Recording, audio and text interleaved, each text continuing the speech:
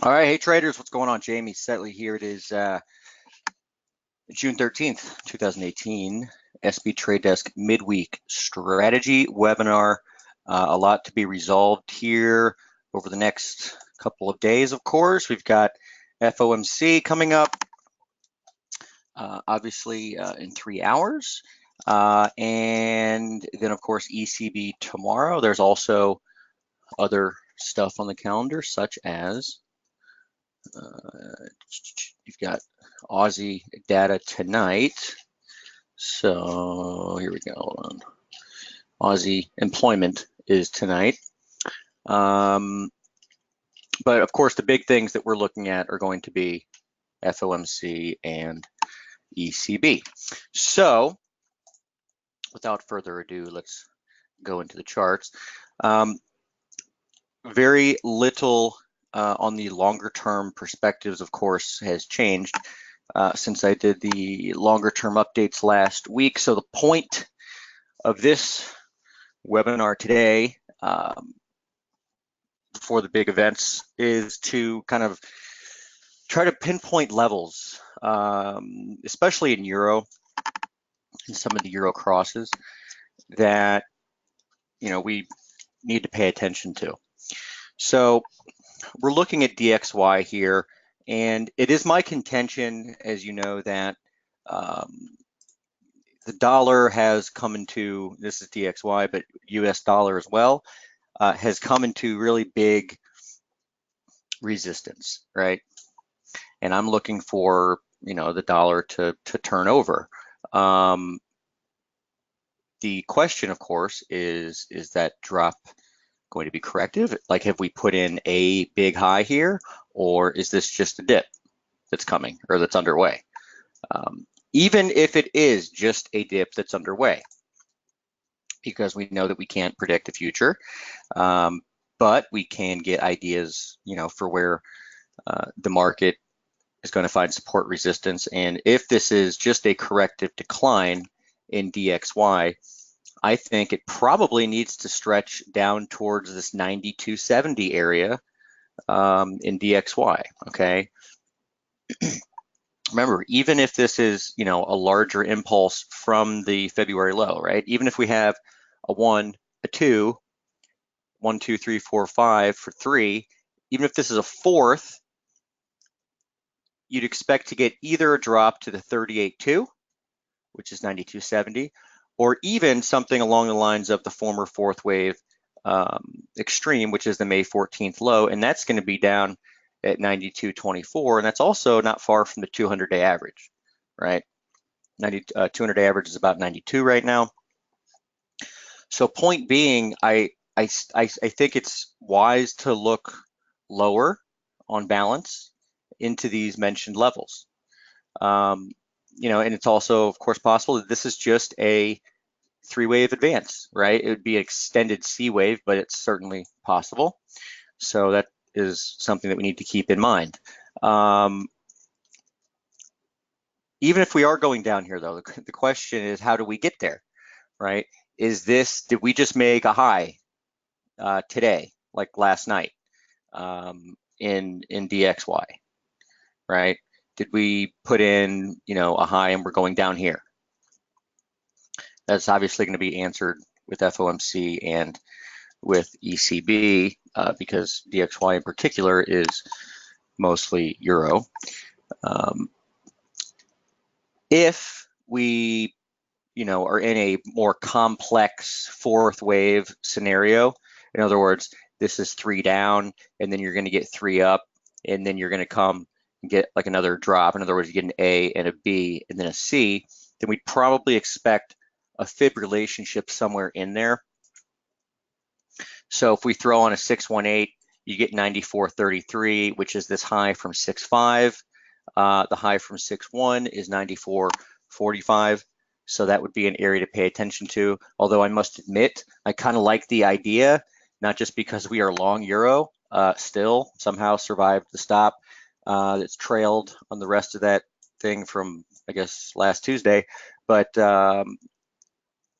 you have, the channeling techniques that we've talked about a lot recently right? Where you're extending half of the channel this way, and the full extension hit the high to the tick on DXY back on 529. Okay, the half extension, you can see if we zoom in, you've got a lot of important, well, I shouldn't say super important, but you've got a lot of little pivots through there, right? You've got the high here on 5.9, you've got some little supports here, and then even last night we tagged that level, so it just looks, from a kind of beautiful picture standpoint, like we should kind of trade lower from here down into this region.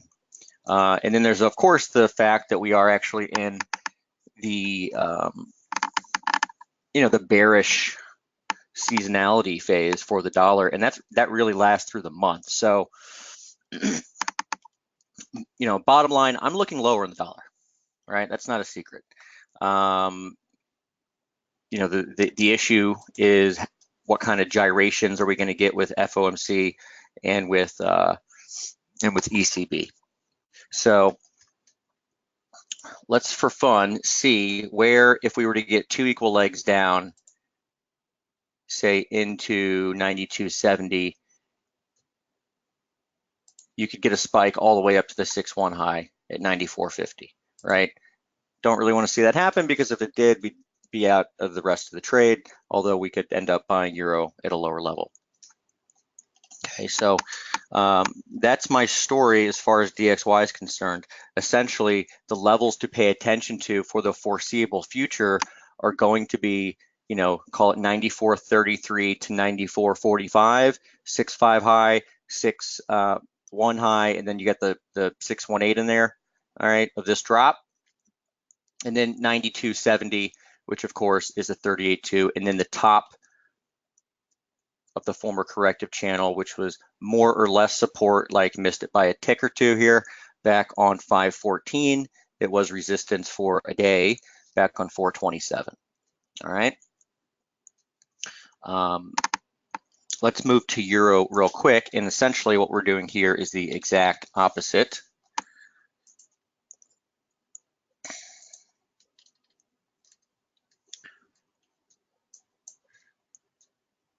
Uptrend line.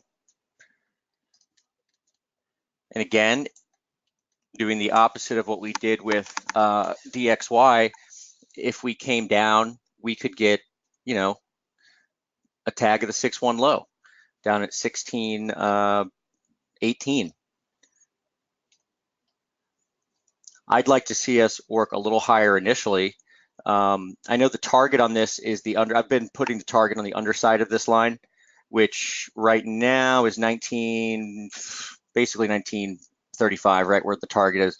Might want to move that a little lower. I will send out a tweet if I do, because the Jan low here is 1915. That was also the high from August, or August 2nd of last year. So, if this carries on for a little bit and we, chop back and forth, we might not get to 1940 or 1935. You might get up to, say, 1915. And you don't want to be, having a target and a trade that misses the target by 20 pips when you're booking a couple hundred points. Although I guess I've done that a couple times recently, so my bad. But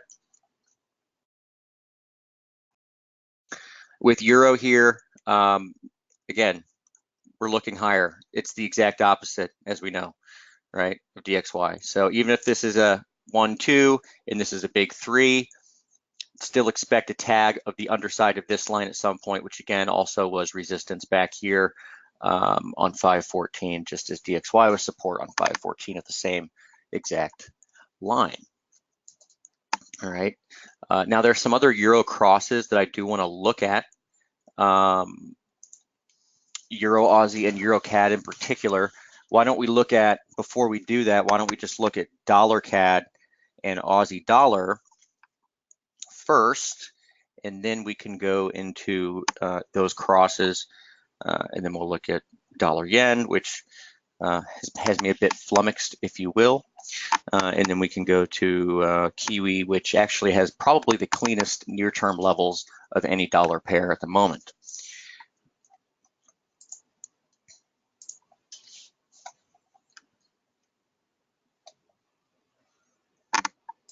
Okay, moving on to Aussie dollar. All right, so we all know that we've hit this huge level up here just a week ago on 6/6. We've come back into the month open. I had just sent out on Twitter that I was canceling that trade to short it basically here. It was 95.93 was the entry. And here is why. We've come into, as mentioned, we've come into the month open, right? And we have a flat. Before we had a original fork. Now what we're looking at is just a channel. Okay, so you can envision in a scenario where one, we actually trade up into the 76.40 area, which is also the low from back in March.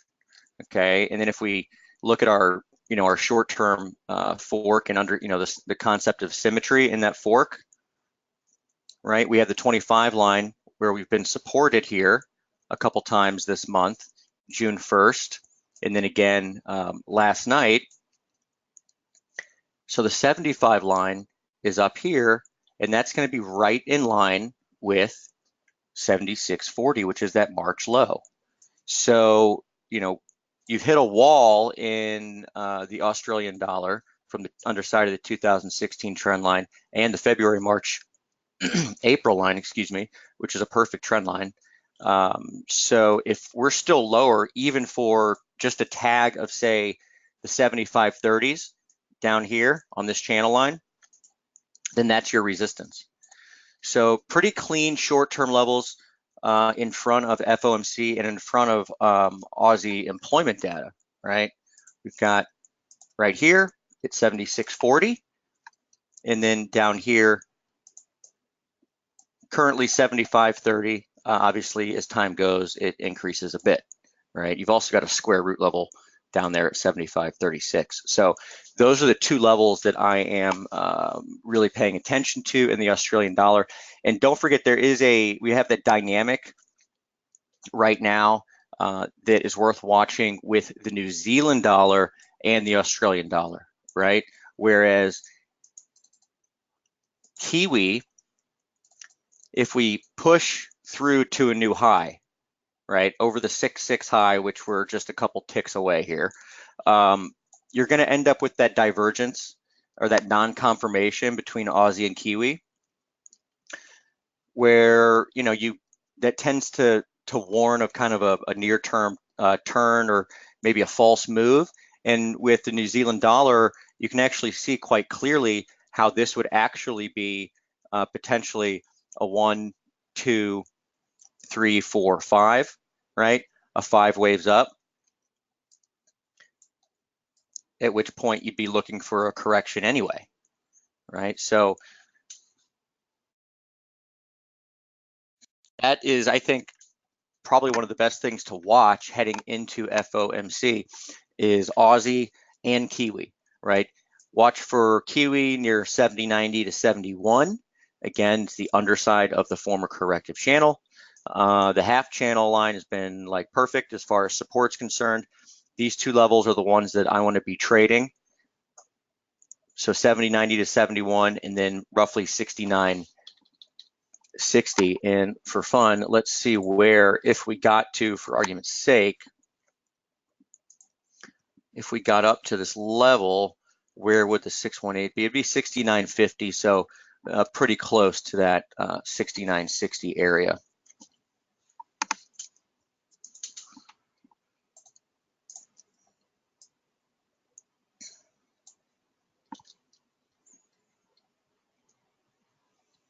And this, by the way, would set the stage for a larger advance in the New Zealand dollar if you can get this fifth wave thrust up into here and then pull back at some point over the next couple of days.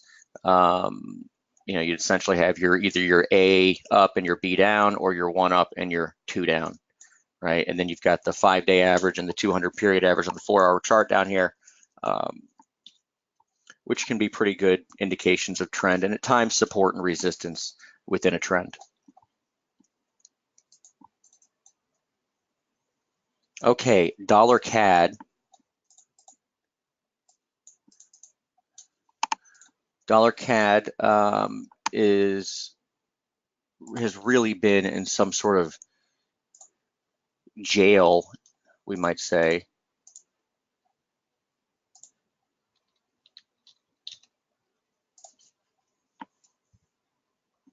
Okay, so just as a reminder, the huge levels, 3-year average, 38.2 of this whole drop, trend line, I mean, you name it, 2009 high.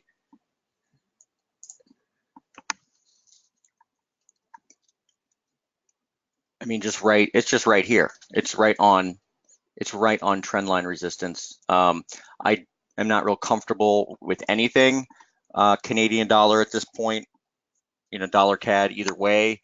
You do have to say that if we do break through this region, because it is so important, then you have to respect the potential for a bigger run up towards the 618 of that drop, which again is going to be all the way up near 36.90.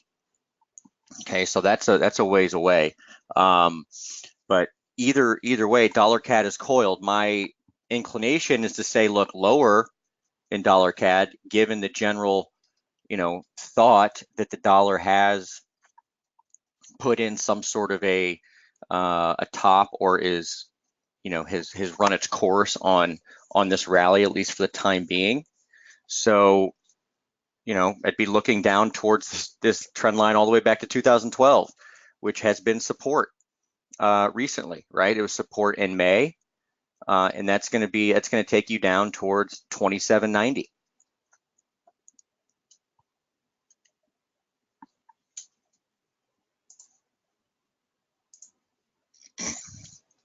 You can see the 28 level too has just been a good horizontal level.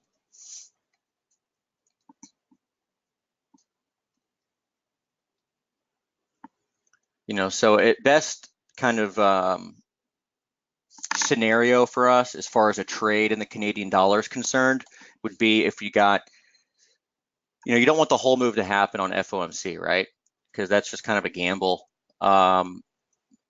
What you'd like to see is maybe we finish with a, the day not so different from now, right? And have kind of a nice bearish outside bar, and then be able to throw in an order overnight to catch, maybe this is something like a 1-2, and be able to catch a resistance up near 130. That 130 to 130.20 area is still, in my view, resistance to pay attention to. It's something that we've had for a couple of weeks here, but that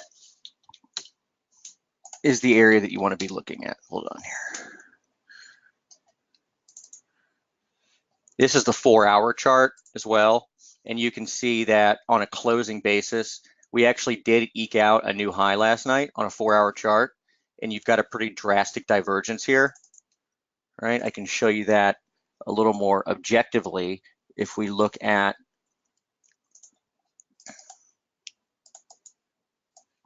this chart here,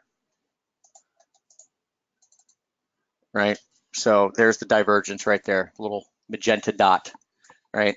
New high, but RSI is below, below 65. And you have seen some good turns here with that. We had one down here near the low in April. You had one here on a bounce, and then, dollar CAD tank. You had a high here. You had some lows back here in February. So we do have that divergence there, and I'm more inclined to pay attention to it, or at least realize that it's there, because we're trading at this huge price level.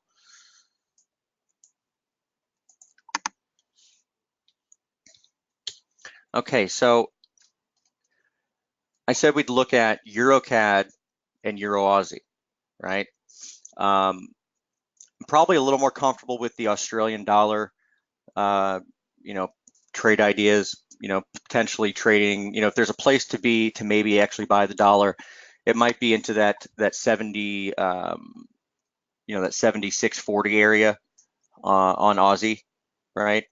Especially with the possibility of getting um, the non-confirmation or divergence or whatever you want to call it with Kiwi. Kiwi making a new high in Aussie not. That's something to look forward to or to be aware of. And the CAD situation is a little different in the sense that you've got.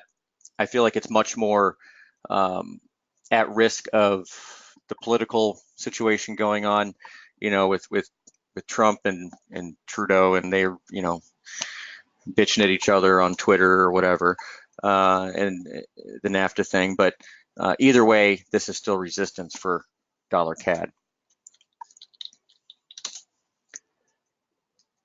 All right, let's look at the. We'll actually bring it over here. Let's look at EuroCAD and look at Euro Aussie. Okay, so Euro Aussie and EuroCAD. You've got a great bullish setup in Euro Aussie, right? You can see that we've got this drop into major support. We had a chart on this a couple of weeks ago. It might have been last week, actually. I'm not sure, but we've seen big moves off of this. You had the highs up here from a year ago, actually last June, and then we take a look at this chart. You can see you've got a really good looking fork, right? We actually had, I don't know why it's not on here, but there is this bearish fork to pay attention to as well. There we go.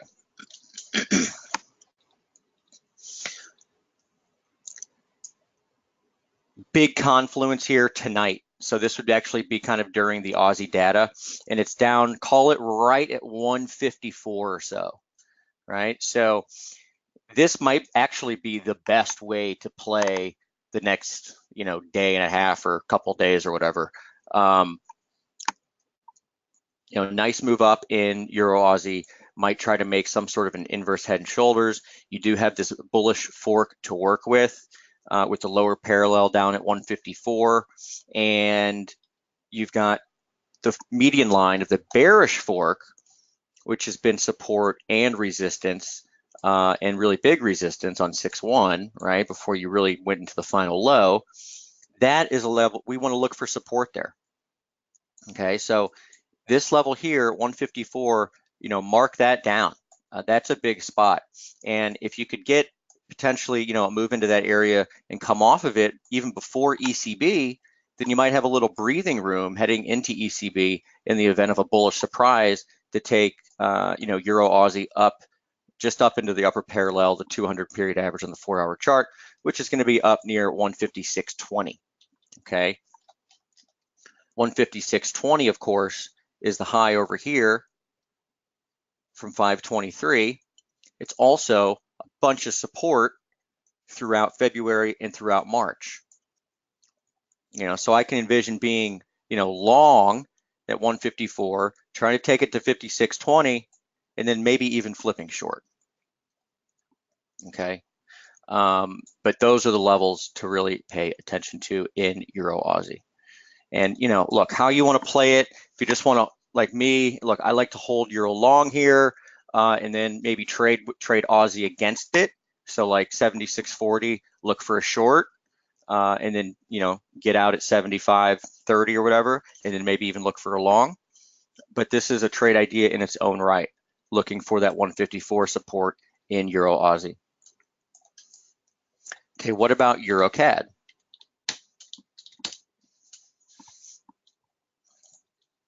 So Euro CAD, this is the downtrend channel. It's been broken, and you would expect, again, the top side of this line to provide support at some point if we reached it. And let's draw in our bullish fork on the short-term chart here.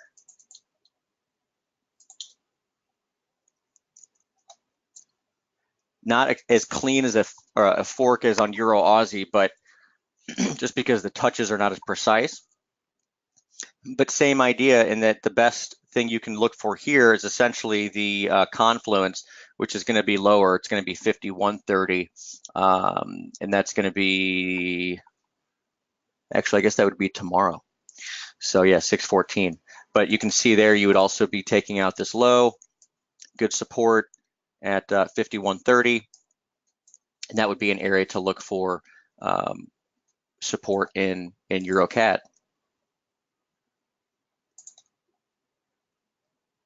So as we head into not just FOMC but ECB, these two crosses, Euro Aussie and EuroCAD, really aware of the potential for good trades in these names, right?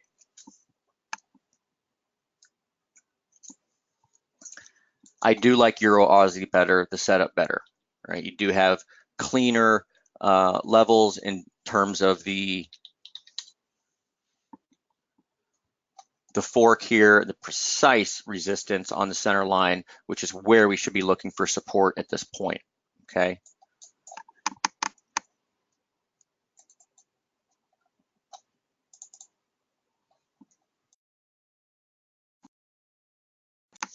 All right, let's move back a little bit to just our general discussion, so to speak, of the dollar.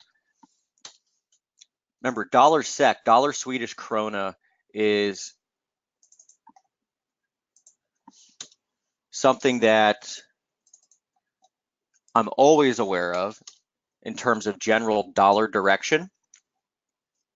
In that free piece I wrote a couple weekends ago, talked about the tendency for dollar SEK, dollar Swedish krona to lead, right? To lead at the turns. We saw it all the way back here, right, where you topped on dollar SEK back in December of 2016, right? Remember, euro bottomed 2 weeks later. We saw it over here, where dollar SEK bottomed on January 31st.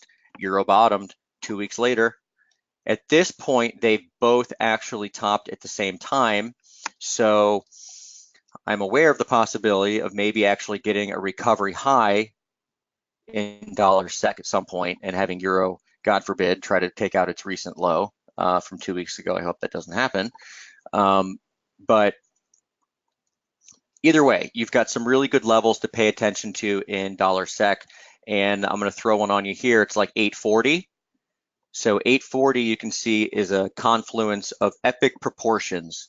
You've got the short-term bearish fork, 75 line down here, 25 line was resistance. You've got the 25 line of the bullish fork, which was essentially support throughout March. You've also got the trend line that goes back to April of 2015 and August of 2015, and that line, of course, was resistance for a good while, including last November and December, okay? So that's a level where we really need to pay attention to. Maybe that's kind of like the time when it's actually time to sell euro, right? Or, get out of the dollar bear camp for at least a little bit, right? And that my bet would be that would probably be when euro's up near 119 and change. So I know it's a lot to look at here, but be aware of the dollar SEK chart as it pertains to kind of general, dollar support, dollar resistance, possible pivots for the US dollar generally.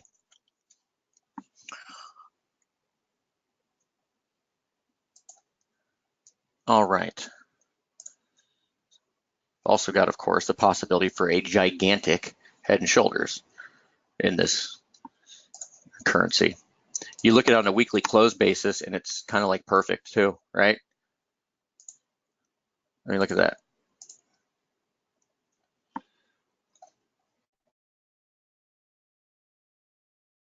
So before I go on, what are some of your guys' thoughts on the dollar here? I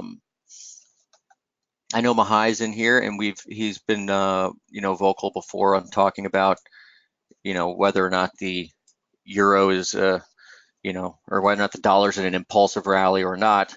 But I'd love to hear some of your guys' thoughts and what you think on the prospects for the dollar, or your read on kind of the trend for the dollar.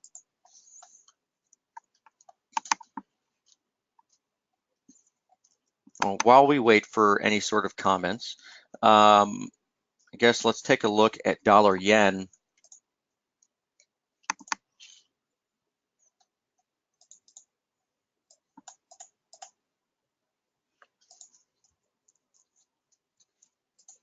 No, we do have British pound here too. We hit the level last night after their inflation. I said inflation. After their inflation data, missed that 618 by a couple pips. Again, it could get hit again during FOMC.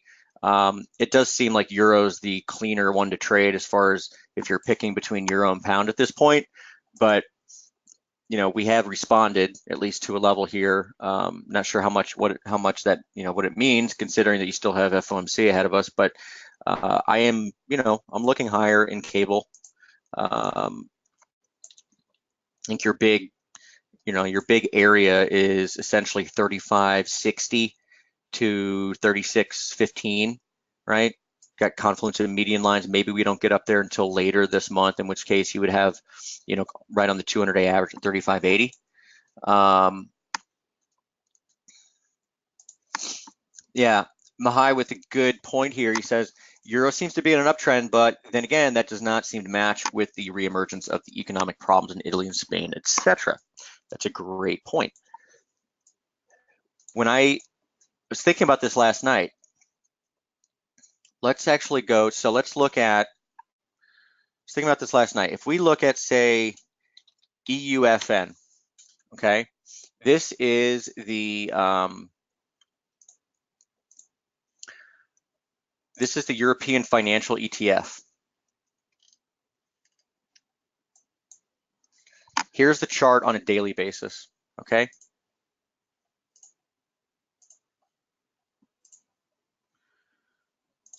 Something to know here is that this may have been just a dip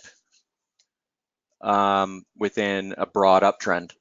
All right, we've got a fork that goes back to 2016. Guess you should really draw it off that.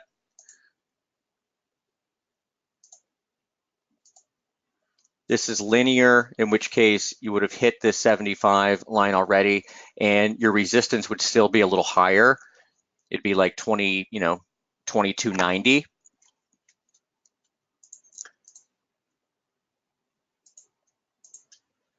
And that's a good move off of here. So you had, this is a weekly chart. You had a big candle. We've just about filled the gap. But when I look at something like this, I have to be aware, we all have to be aware that this might just be, you might just be looking at a dip within a broad uptrend.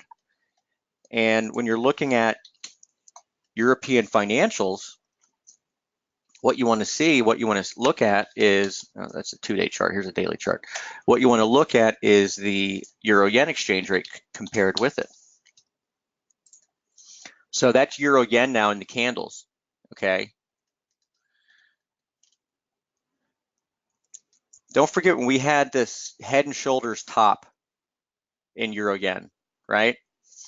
What if that ends up proving to be simply a, head and shoulders top and then kind of a failed breakdown? Because at this point, you've retraced most of the, almost all of the breakdown in euro-yen.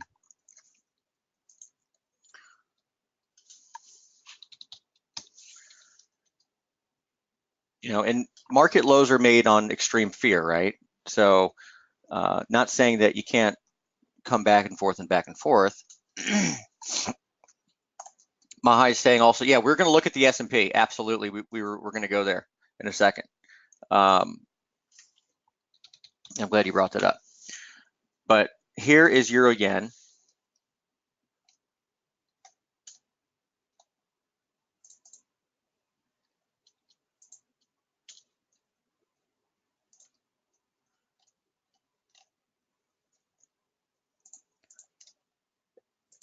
The whole drop here channels beautifully, right? So your resistance for this channel is going to be close to 131. It's like 130.90. Yeah, Callie's saying if we can get in on euro yen, no doubt.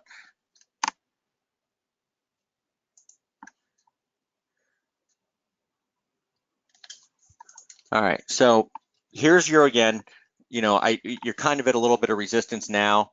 Remember, we had this is a little different chart we had for a different platform, but you have hit a parallel here. There was resistance back on 430, 522, and then yesterday, you know, I wouldn't try to be too cute with it. I would kind of keep it, just trade the channel.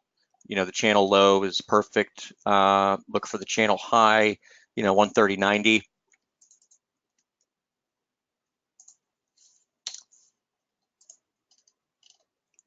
And then just kind of see what, you know, kind of see what happens from there, because you might end up getting support, you know, for euro yen a little lower high at some point within this sequence. You know, dialing in, here's a 4-hour chart.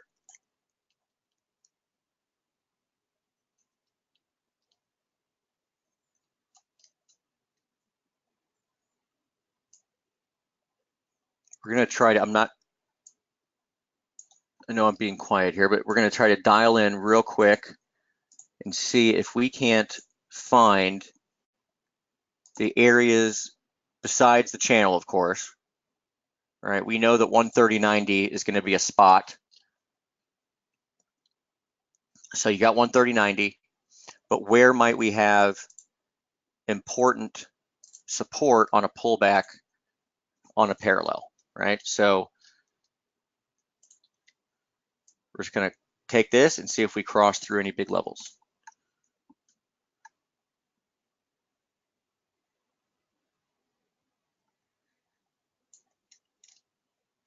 It's really not that clear. If you have to try too hard, then, you know, it shouldn't be, it's probably not something that you want to pay too much attention to. But the cleanest one to pay attention to is probably this one.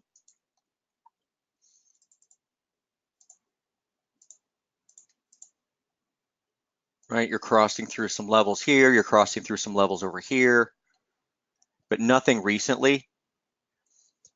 But let's say if we got 30.90 and then pulled back, you'd be looking for support essentially on the old floor, the old support, which is going to be 29, you know, 29.20 to 29.40. So with that, I put kind of euro yen, two levels to pay attention to here, 130.90 and 129.20 to 129.40. Okay. And you've certainly flipped the script on momentum here on the 4-hour chart. I mean, you've gone really overbought. Pullbacks have held, you know, the 40 level, 45 actually. So, you know, watch the 4-hour momentum, 4-hour RSI on euro yen, right? If we can pull, you know, get a rally up to here and then kind of ease back a little bit and have that RSI moderate in a corrective sequence, right, where this is an A, B, C in the momentum, then you have the chance to try to take euro yen higher. And since we're talking about euro yen, we might as well take a peek at dollar yen.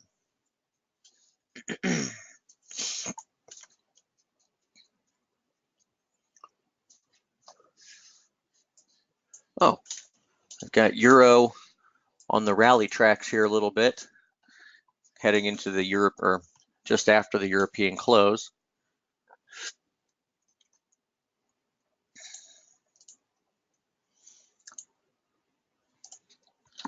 So the dollar yen chart from last night, what we had one excuse me, 110.84 as a level. That level was not hit. We hit 110.72. Pay attention to the 4-hour fork, of course, right? And specifically the 109.70s.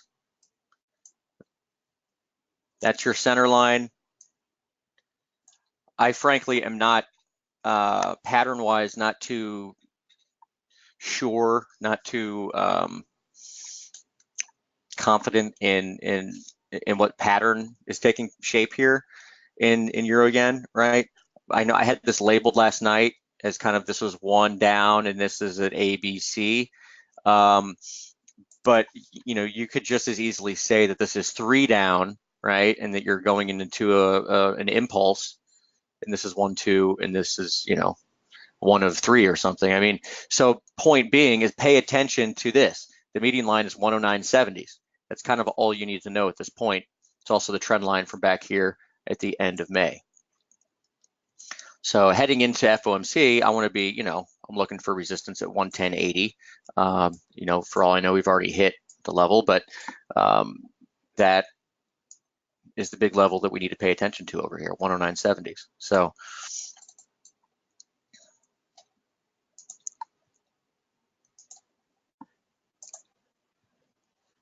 just had quite the little spike there in British pound up to 33.80. I loved it yesterday. Did anyone see the ridiculous comment that was given for why the euro was rallying, or sorry, why the dollar was rallying? They said because well, what's his name? Because Powell is considering having a press conference at every meeting. That was the reason given for the dollar rally. Give me a break.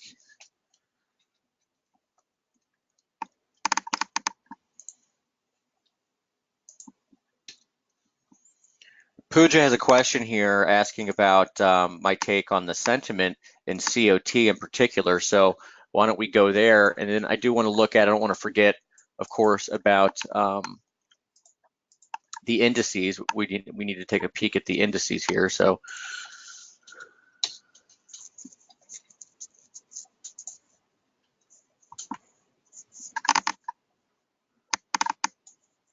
all right, so COT, let's go to dollar index.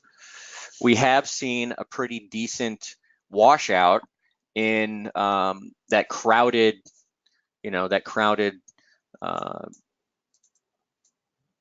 dollar short position. So as it is now, we're back to where we were essentially in June of last year on the positioning scale. The positioning can be considered extreme for a while. I would say it's not extreme anymore. It's moderated.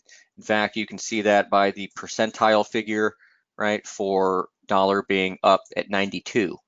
So we've gone from 0 all the way back to 92, meaning that over the last year, we're actually more on the dollar long extreme side as far as speculators are concerned, right?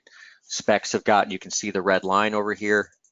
Specs have gotten long the dollar, again, to the best level since last June. Another thing to look at here is the small speculators, small traders. That's this black line. They actually never really flipped to net short the dollar, right? So they're back to where they were in December. Euro is similar, of course, but the opposite, where you can see that the speculative position has been wiped out a bit. So at its peak back in April, right before the breakdown, you did have a speculative long position of 151,000 contracts, and we're down to 89,000 now. So we're back down to where we were in December as far as the euro longs are or the euro speculative short position is concerned, right?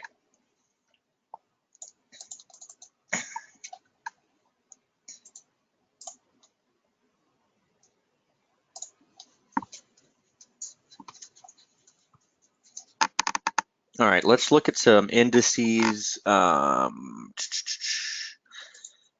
at some bonds as well. Remember, that was a chart from last week, I believe, where I had the TLT chart up. This chart to me looks pretty bullish. Okay, you've got an impulse higher, and then this move down that retraces 618. So, if the narrative for the dollar, right, is higher dollar because of higher rates, well, we've already retraced 618 of TLT, and if this goes screaming higher, you'd expect to see that whole dollar narrative fall apart.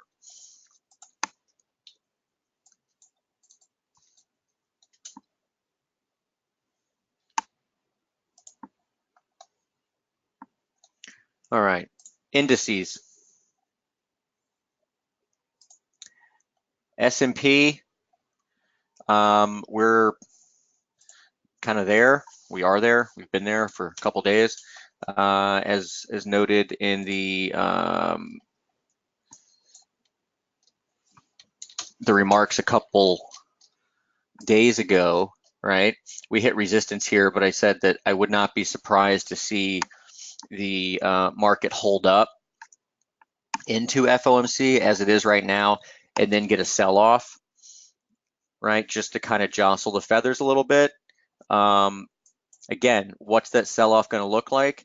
Is it a little much? Maybe looking for 27.17 probably is. I don't think it's much looking for 27.40 though. I mean, this is sad. This is like we're talking about having a drop of 50 S&P points, and it's probably going to scare the crap out of people because everyone is so used to these markets just levitating higher all the time. But look, this is resistance. Okay, I'm not going to project where it's going, but I do have ideas of where, from a short position, where I'm going to get out. I have some puts on right now out to July 20th, and if we start to roll over 27.40, I'm probably gone, frankly, right?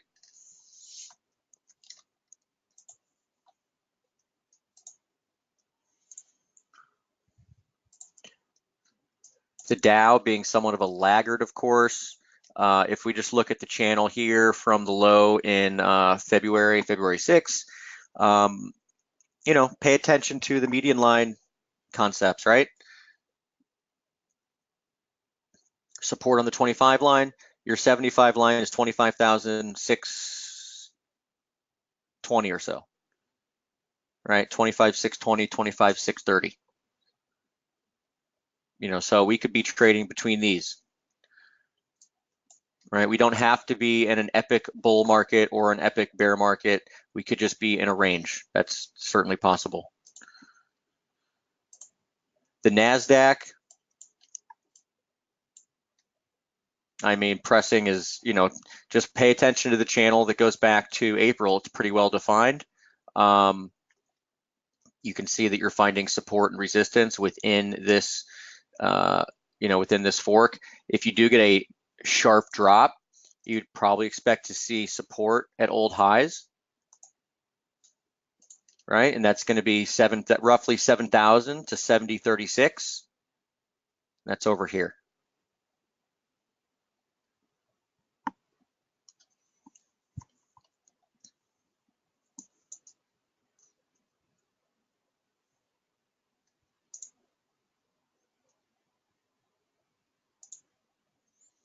And the Nikkei, the nemesis. So thought we had nailed a good one, and then we're going to ride a dollar yen short, but no harm, no foul. Didn't lose any money, made a little bit. And from here, I'm not going to make up an opinion because I don't really have a very strong one. Those U.S. indice levels that I gave you are the ones that I'm going to pay attention to, but I will say that we're on, as far as this is concerned, the Nikkei is also pressing into a pretty big spot. So, going straight through it right here would seem a little outlandish, I guess, is the word I'll use.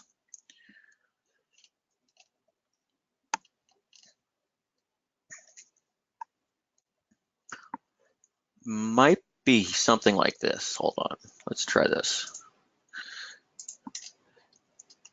You can see the parallels all the way back.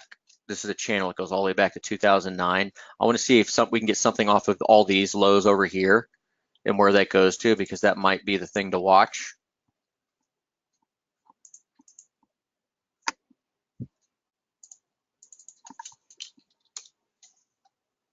All right, so something like that.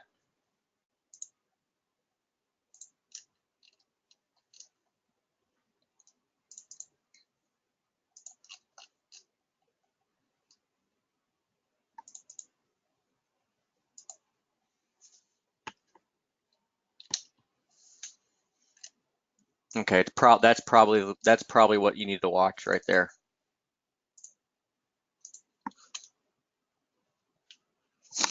Mahai saying on S&P, where would you put a stop loss? Again, I'm not trading. I'm trading options, so I have puts out to July 20th.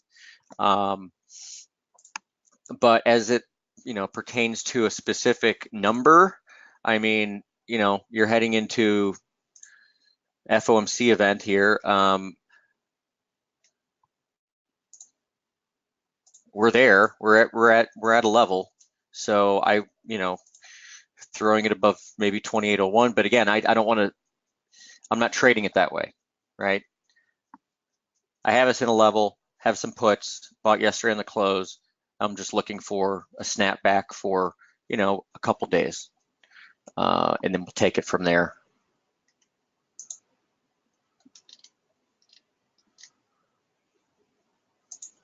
Okay. Last but not least, is silver actually going to do something? I guess you'd have to say it's somewhat of a okay sign that the 200-day average, which has been just stifling resistance since February, has been taken out, and we actually are above it for a third day. You remember the move back here in April? We went up for a couple days and then tanked. That whole thing was wiped out.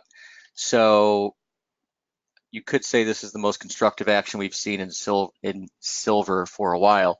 But new high in price, get above this high from April, which is 1734, and then I would be calling this a actual breakout and a real deal bull, and I would say that we're going a lot higher in silver if that were to happen. In fact, the level that I'd say we're going to would be 2166, right? That would be your measured move off of the triangle breakout. Mahai asking, what level do you have puts? So on the S&P, so I have them through SPY, okay? So I actually have 276 puts, okay? So 276, and just looking for probably something like 272, right? I'm just looking for a move back into the center line.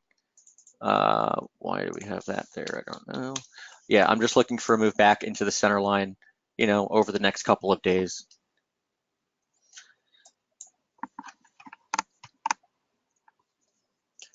If there were to be a much deeper drop, then I guess the big level to watch is 266. That's going to be the top side of, this whole trend line here.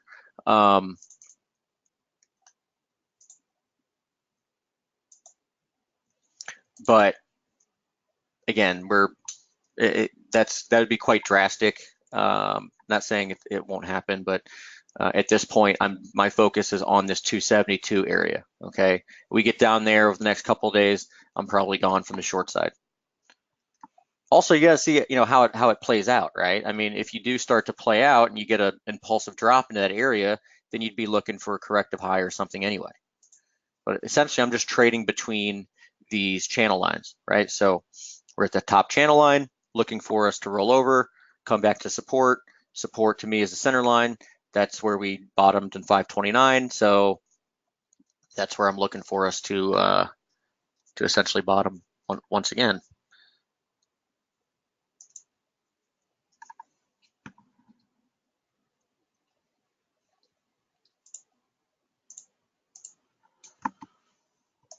Okay.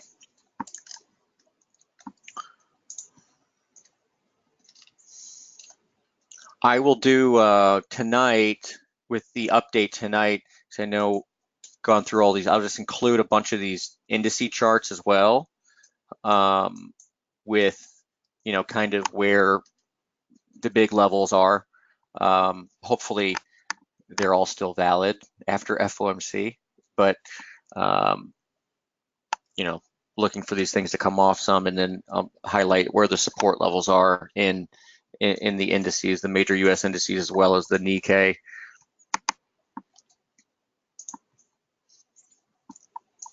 Okay, before we go, are there any other questions? Anything that I can answer for you heading into this extravaganza of event risk? Crude, you got it.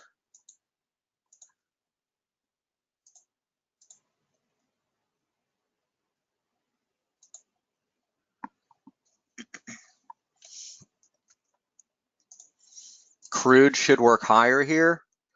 Again, it's just an absolutely perfect slope, right? Just gorgeous. And I'm still looking towards that 69.50 area. That's going to be your high from 419.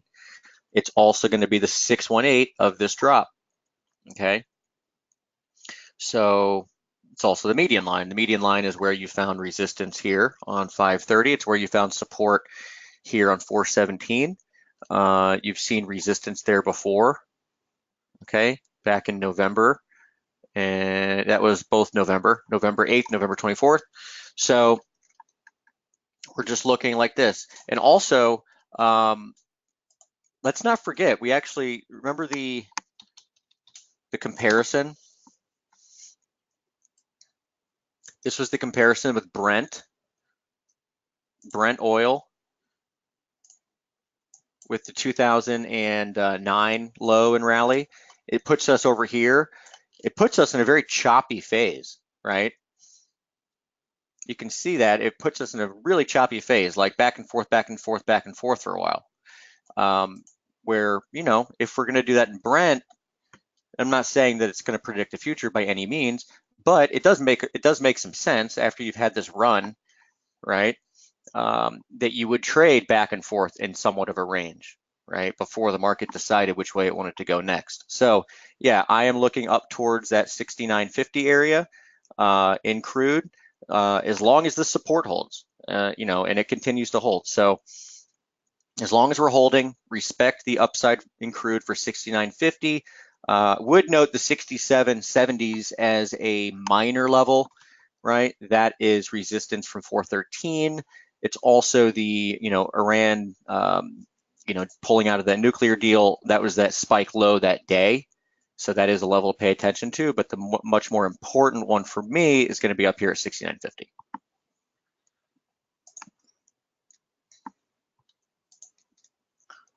Okay. All right. Well, good luck, everyone, today and tomorrow. We'll be out with orders, assuming there are some, and I'll have this up and archived ASAP. All right. Thank you all very much for your time, and have a great rest of your week. All right. Bye.